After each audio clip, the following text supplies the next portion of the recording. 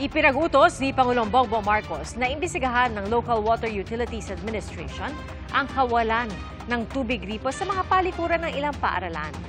Saksi, si Marie Zumad. Hindi basta-basta ang problemang tumambad kay Pangulong Bongbong Marcos nang inspeksyonin niyang ilang eskwelahan sa Bulacan kahapon. Isang linggo na lang bago magpasukan, pero walang tubig gripo sa ilang palikuran ng mga paaralan.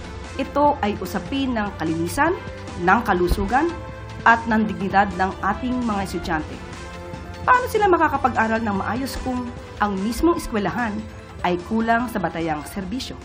Kaya utos ng Pangulo sa Local Water Utilities Administration o LUWA, agad magsagawa ng investigasyon. Sino-sino ang may pananagutan? Bakit walang tubig?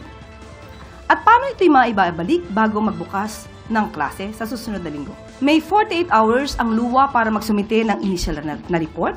Siniguro rin ng Pangulo na hindi maisasantabi ang kapakanan at pangangailangan ng mga mag-aaral.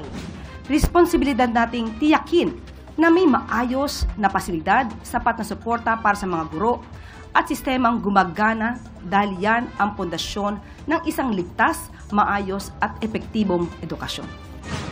Sa Quezon City, isa rin sa tinututukan sa Brigada Eskwela ang kalusugan ng mga estudyante, lalo ngayong balik sa tag-ulan ang pasukan at tumataas na naman ang mga kaso ng dengue. Siyempre kahit nalinis natin ito, dapat po tuloy-tuloy kasi ang pinagmumulan po ng dengue ay stagnant water. Pinapayagan po silang magpantalon, magsuot ng matataas na at mahahabang medyas para po hindi sila directly exposed para po sa anumang uri ng insekto. Para sa GMA Integrated News, ako si Mariz Umali ang inyong saksi. Mga kapuso, maging una sa saksi. Mag-subscribe sa GMA Integrated News sa YouTube para sa iba't ibang balita.